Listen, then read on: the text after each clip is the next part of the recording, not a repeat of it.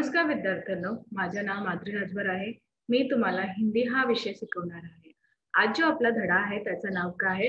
मेरे रजा साहब. काय आहे त्याचं नाव? मेरे रजा साहब. तर या धड्यात लेखिकाने काय दिले आहे चला बघूया. बघा, या धड्यात लेखिका कोण आहे? सुजाता बजाज. कोण आहे? सुजाता बजाज. तर लेखिकाने काय दिले आहे? पहिला आपण बघूया लेखिका परिचय. काय बघूया? लेखिका परिचय. तर चला बघूया. परिचय: जन्म 1958, जयपुर, राजस्थान। परिचय: सुजाता बजाज जी एक प्रसिद्ध चित्रकार हैं। आजकल आप पेरिस में रहती है। कहाँ रहती हैं? पेरिस में। आपके चित्र एवं मूर्तिकला भारतीय रंग में डूबी हुई रहती है। आपके चित्रों एवं मूर्तियों पर प्राचीन संस्कृति एवं कला की छाप दिखाई पड़ती है। आपने अपनी कला से ऐसी दुनिया का सृजन किया है जिसमें सादगी भी है, रंगीनी भी है और खुशी भी है और गम भी। प्रमुख कृतियां: सुजाता जी द्वारा बनाए गए गणेश जी के चित्रों पर आधारित एक पुस्तक प्रकाशित। यहाँ पे किंवा इथे लेखिकाने काय सांगितले आहे की जे सुजाता बजाज आहे त्यांची जी गणेश जीचा जे चित्र आहे ते एक पुस्तकवर प्रकाशित केली आहे। तर यांचं गद्य संबंधी बघूया। प्रस्तुत पाठ में प्रसिद्ध चित्रकार सैयद हैदर राजा के बारे में लेखिका सुजाता बजाज ने अपने संस्मरण लिखे हैं। यहाँ राजा साहब के सर्वधर्म संभाव, मानव मात्र से प्रेम, युवा कलाकारों को प्रोत्साहन, उनकी जिज्ञासा वृत्ति, कृतियों के प्रति लगाव आदि गुणों को दर्शाया है। इस पाठ में एक सच्चे कलाकार के दर्शन होते हैं। इथे लेखिकाने काय म्हणाले की जसं युवा कलाकार होतो त्यांच्यावर कोणीही नाही म्हणते की तुम्ही चित्र काढता या काय काढता हे कोणाला पण नाही आहेत। तर या जो लोक आहे जसं मुलं आहे त्यांना काय म्हणतात पहिला अभ्यास करा। तर इथे लेखिकाने काय म्हणाले की जे सच्चे कलाकार होते त्याला हे काहीच करायचा प्रयत्न नाही करा, ते आपल्या कलाचा लोकांना भाव द्या की काय आहे काय नाही, मग लोक तुमचा कलाकाराचा मान्य करणार। तर चला बघूया या धड्यात काय आहे। 23 जुलाई सुबह सुबह ही समाचार मिला, राजा साहब नहीं रहे और ये सुनते ही मानस पटल पर यादों की एक कतार सी लग गई। 23 जुलाई सकाळीही मला समाचार भेटला की राजा साहब नाही राहिले आणि हे ऐकावर माझ्या मानसपटल माझ्या मनात खूप सारे यादे म्हणजे त्यांचं स्मरण एक ओळीतून आले गेले। पिछले फरवरी की ही बात है। मैं दिल्ली पहुंची थी अपनी गणपती प्रदर्शनी के लिए। मागच्या फरवरीची ही बातमी होती की मी दिल्लीला गेली होती आपले गणपती प्रदर्शनीच्या साठी। सोच रही थी कि राजा साहब अपनी व्हीलचेयर पर मेरी प्रदर्शनी के उद्घाटन के अवसर पर आ जाए। मी विचार करत होता की व्हीलचेयर मधूनही माझ्या प्रदर्शनीचे उद्घाटन आहे त्यांच्या मध्ये राजा साहब आले आहेत, येणार आहे असा माझा विचार होता। पर आ जाए पर उस रात कुछ अनहोनी सी हुई। आ जाए पण त्या रात्री काही तर झाला, अद्वितीय झाला। उस रात राजा साहब सपने में आए, मुझे उठाया, हमने बातें की। शो के लिए मुझे उन्होंने शुभकामनाएं दी और कहने लगे, सुजाता एक बार मुझसे मिलने आ जाओ। त्याच रात्री माझ्या स्वप्नात कोणी आला म्हणाला, राजा साहब आले आणि म्हणाले की मला उठवले आणि म्हणाले की जो माझा शो आहे त्याच्यासाठी अभिनंदन केले आणि मला म्हणाले की तुम्ही मला माझ्याशी भेट करणार येणार आहे ना असं म्हणाले आणि या असा पण बोलले। अब मैं जाने वाला हूँ। आता माझी वेळ आली आहे, मी जाणार आहे असं सांगितले।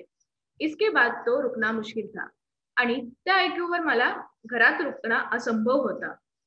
मैं पहुंच गई उनसे मिलने। मी गेली त्यांना भेट करायला। वे अस्पताल में सुन्नी की तरह लौटे हुए थे। मैंने उनके हाथों को छुआ, सिर्फ सांस चल रही थी, अलविदा कहकर लौट आई। मी बघितले त्यांना हॉस्पिटलमध्ये, ते शून्य पडत होता. त्यांचं अंग काही पण अ, व्यवस्थित नाही होता आणि मी त्यांचा हात पकडले आणि म्हणाले हात पकडले. तर मला तेव्हा मला वाटले की त्यांचा फक्त श्वास चालत आहे. मी अलविदा बोलून आली घरी. आणखीन बघूया. राजा साहब अपने धर्म के साथ साथ उतने ही हिंदू और ईसाई भी थे. ते आपल्या धर्माचा मान्य करतात आणि वेगवेगळ्या धर्माचा पण मान्य करत होता, जसं हिंदू आणि ईसाई. उनके स्टूडियो में गणपति की मूर्ति, क्रॉस, बाइबल, गीता, कुरान, उनकी माँ का एक फोटो, गांधी जी की आत्मकथा, वो भारत से लाई हुई मोगरे की कुछ सूखी मालाएं सब एक साथ रखा रहता था. आणि त्यांच्या स्टुडिओमध्ये गणपतीची मूर्ती, क्रॉस, बायबल, गीता, कुराण आणि त्यांची आईची फोटो, गांधीजींची आत्मकथा व भारतकडून घेऊन ते मोगरेचे पुष्पांचा हार पण मालाय पण होते आणि ते सगळं एक जागावर व्यवस्थित ठेवले होते. वे गणेश को भी पूजते और हर रविवार को सुबह चर्च भी जाते. ते गणेश जे भगवान आहे त्याला पण पाय पडते आणि रविवारी ते सकाळी चर्चला पण जाते. एक दिन जहांगीर आर्ट गैलरी में प्रदर्शनी देखते हुए किसी ने कहा, अरे ये तो एस.एच. रजा है. एक दिवशी काय झाला, जहांगीर जी गॅलरी आहे त्याच्यामध्ये प्रदर्शनी होते आणि देखतेही म्हणजे बघतेही कोणी म्हणाला, अरे हे तर एच.एस. रजा आहे. मैं एकदम सावधान हो गई क्योंकि मेरी सूची में उनका भी नाम था. मला अतिशय अतिशय मला अतिशय शॉक झाला कारण की माझ्या सूचीवर त्यांचं पण नाव होते. मैंने उनके पास जाकर कहा, रजा साहब आपसे बात करनी है. मी त्याच्या जवळ गेली आणि म्हणाली, मला तुमच्याशी बोलणार आहे. मी तुमच्याशी बातमी करायचं आहे. मला तुमच्याशी बोलायचं आहे. तिथे जाऊन मी त्यांना म्हणाले की मला तुमच्याशी बोलणार आहे. वे देखते ही रह गए. तिने मला पाहिले. उन्होंने मुझे इंटरव्यू दिया. बहुत सारी बातें हुई. त्यांनी मला इंटरव्यू दिले आणि खूप सारी बातें झाली होती. अचानक मुझसे पूछने लगे की आप और क्या क्या करती हैं. आणि तेवढ्यात मला विचारले की तुम्ही अजून काय काय करत आहे. मैंने कहा मैं कलाकार हूँ, मैं पेंट करती हूँ. तेव्हा मी म्हणाली मी कलाकार आहे आणि मी पेंट करते. वे तुरंत खड़े हो गए और कहने लगे, चलो तुम्हारा काम देखते.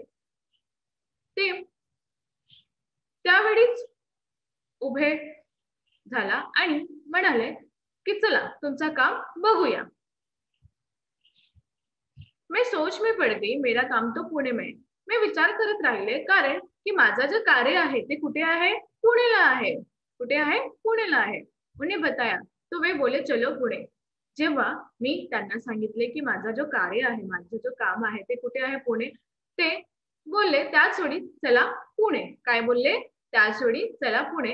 मी अतिशय आश्चर्यचकित होऊन त्यांच्याकडे बघत होते. ताज होटल के सामने से टैक्सी ली और सीधे पुणे पहुंचे.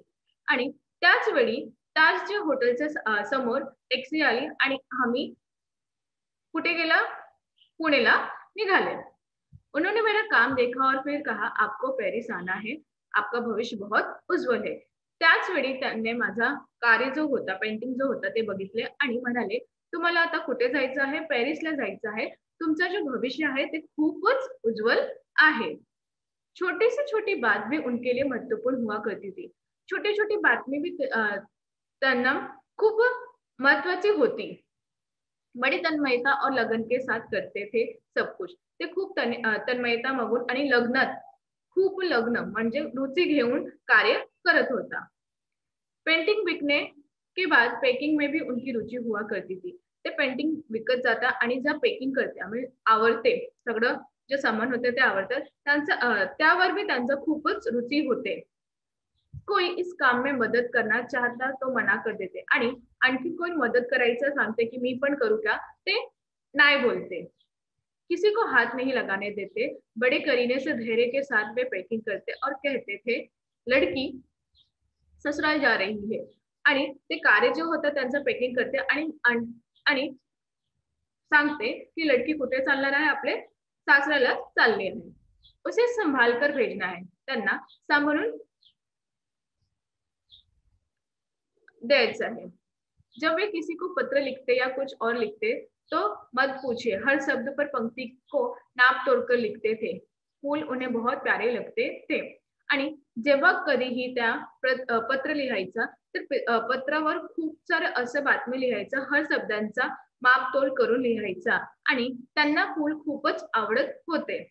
मुझे याद है 22 अक्टूबर 1988 को मैं लंदन से पेरिस के गार्दिनो स्टेशन पर ट्रेन से पहुंची थी. मला मला आठवण आहे की मी 22 ऑक्टोबरला 19 मला मला आठवण आहे की मी 22 ऑक्टोबरला 1988 मध्ये लंदन से कुठे गेली होती, लंदन से पेरिस के गार्दिनो स्टेशनला पोहोचली होती. राजा साहब स्टेशन पर मेरा इंतजार कर रहे थे आणि ते माझा तिथे इंतजार करत होते. ट्रेन लेट थी पर वे वहीं डटे थे. ट्रेन खूपच लेट होती पण ते तिथेही उभे होते. मुझे मेरे हॉस्टल के कमरे में छोड़कर ही वे गए. मला ते हॉस्टलचा कमरावर सोडून गेले. एक दिन मैं बीमार होकर अपने कमरे में पड़ी थी. एक दिवस मी खूप आजारी होती आणि त्याच कमरेवर राहिली होती. रात 11 बजे रजा साहब मेरे लिए दवा भारती रेस्टोरेंट से खाना पैक करवा कर पहुंचे आणि ते रात्री 11 वाजता माझ्यासाठी औषधी आणि रेस्टोरेंट से खाना हे घेऊन आले होते. मेरे घर वालों को फोन करके कहा, आप लोग चिंता ना करें, मैं हूँ पेरिस में सुजाता की चिंता करने के लिए. आणि माझा जो परिवार आहे त्यांना फोन करून सांगितले की तुम्ही चिंता नको करूया, मी आहे सुजाताचं ध्यान ठेवायला. तर आज आपण काय शिकलो, आज आपण हे शिकलो जे कलाकार होते ना त्यांचा पण मान्य करायचा, कारण की त्यांचा पण खूप मेहनत लागत आहे. तर असं झाले तर आपला पण महान कार्य करायचा हक्क आहे. ते कलाकार हो, चित्रकार हो, कोणी पण आहे, पण त्याच्या कार्याला मान्य करा. धन्यवाद.